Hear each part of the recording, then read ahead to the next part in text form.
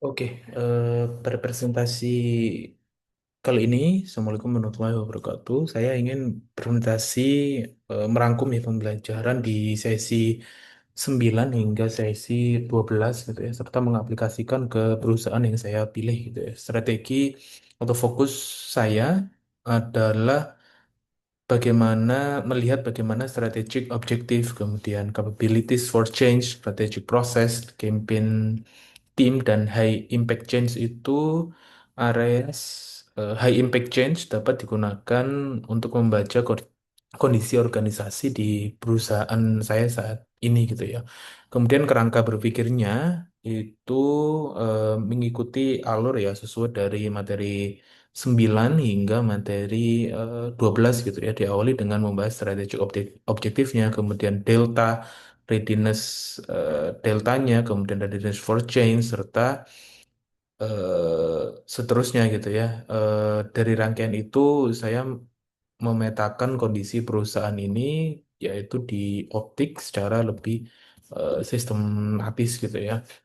Nah, ini profilnya, profil perusahaan dan untuk sebagai konteks organisasi gitu ya, Natamata atau Optik ini adalah usaha retail yang usianya masih relatif muda, yaitu hampir 4 tahun.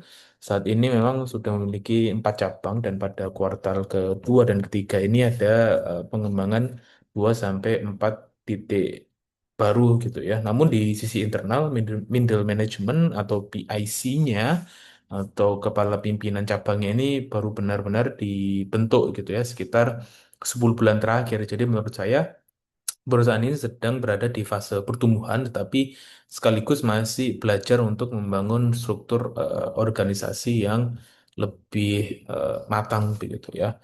Kalau kita kaitkan dengan di sesi 9 strategic objektifnya adalah menurut saya bukan hanya penambahan cabang atau menambah omset ya, tapi tujuan yang lebih penting adalah bagaimana membangun pertumbuhan yang lebih terstruktur. Ini berarti yaitu memperkuat kepemimpinan cabang, menjaga konsistensi layanan, serta menyiapkan organisasi supaya ekspansinya itu sehat dan berkelanjutan gitu ya. Jadi growth ini bagi saya tetap penting, tapi bagaimana fondasi organisasinya harus juga dibangun gitu ya.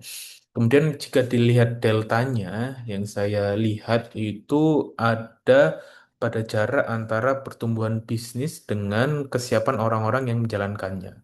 Saat ini PIC-nya kan masih baru gitu ya, kemudian kadang komunikasinya masih miss dan yang paling penting itu rasa sense of belonging-nya masih belum merata. Sementara kondisi yang dituju adalah PIC yang mampu benar-benar memimpin memimpin tim gitu ya, bukan hanya menjaga hasilnya, tapi dari sisi capabilities for change-nya itu benar-benar ada gitu ya.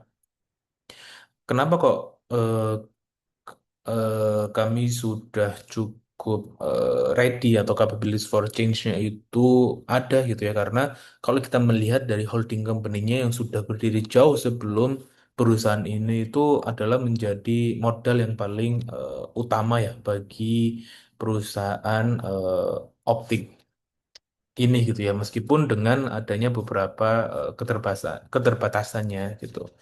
Dan strategic proses yang paling relevan untuk perusahaan ini saat ini menurut saya adalah leadership alignment dan branch execution konsistensinya. Saya memilih ini karena titik kritisnya di perusahaan ini adalah bukan hanya pada target bisnisnya ya, tetapi pada bagaimana arahan dari manajemen itu diterjemahkan langsung oleh para PIC gitu ya. Lalu dijalankan secara konsisten oleh tim eh, di bawahnya atau di cabangnya. Kalau proses ini kuat, layanan akan lebih stabil. Tetapi kalau ini lemah, maka nanti bisa menjadi masalah di internal dan akan mudah nyampainya ke customer gitu ya. Kasusnya yang ingin saya angkat yaitu kondisi ketika PIC ini sudah terbentuk, tapi yang saya rasakan belum semua berfungsi sebagai leader yang efektif gitu ya. Masalah nya bukan semata-mata karena mereka itu tidak bekerja, tetapi karena peran kepemimpinan ini masih belum konsisten gitu ya. Ada PRC yang masih fokus ke hasil, tapi belum cukup untuk menjaga di suasana timnya. Atau kadang itu masih miskomunikasi, menyelesaikan gesekan kecil. Dan ini menurut saya penting gitu ya, karena efek akhirnya bukan hanya internal gitu ya, tapi mempengaruhi konsistensi di pelayanan gitu ya. Dan next, dalam sesi selanjutnya, middle management itu sebenarnya kan diposisikan sebagai penghubung ya antara strategi dan pelaksanaannya di perusahaan ini. Menurut saya mereka bukan hanya meneruskan instruksi gitu ya, tapi menjaga agar arah dari manajemen itu memang benar-benar dipahami dan dipahami oleh dan dijalankan oleh tim bawah gitu ya. Selain itu, PIC juga harus membangun psychological safety ya. Jadi teman-teman itu merasa aman dan eh, rasa aman ya untuk berpendapat gitu ya. Kemudian kalau saya harus memilih satu gitu ya, high impact change area yang paling relevan, saya memilih stakeholder engagement. Alasannya karena tantangan utama pada perusahaan optik ini adalah pada keterlibatan, kemudian rasa memiliki dan kemampuan middle management itu untuk menggerakkan timnya gitu ya. Communication channels dan campaign execution tetap penting ya, tapi saya lihat sebagai area pendukung. Kemudian rekomendasi yang menurut saya relevan adalah adanya bootcamp untuk PIC bersama unit bisnis yang lain gitu ya. Kemudian ada pelatihan soft skill, terutama leadershipnya, serta hard skill di operasionalnya. Kemudian tidak lupa ada briefing rutin ya antar PIC serta evaluasi ya yang tidak hanya melibatkan angka tapi juga kesehatan tim. Jadi bukan cuma kuantitas tapi kualitasnya juga dijaga gitu ya. Dan terakhir sebagai kesimpulan saya melihat perusahaan ini berada pada fase yang penting ya menurut saya, yaitu bertumbuh sambil membangun kematangan organisasi sebagai fondasi. Karena itu bagi saya strategic objektif yang paling relevan itu bukan sekedar growth, tapi growth yang lebih terstruktur. Kemudian strategic proses yang paling penting ini adalah leadership alignment dan konsistensi eksekusi di setiap cabangnya.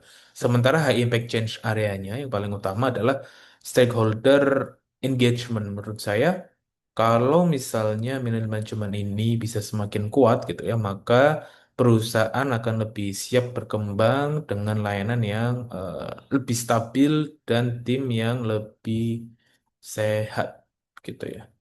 Kurang lebihnya mohon maaf, nanti saya akan sertakan link video presentasi. Terima kasih. Assalamualaikum warahmatullahi wabarakatuh.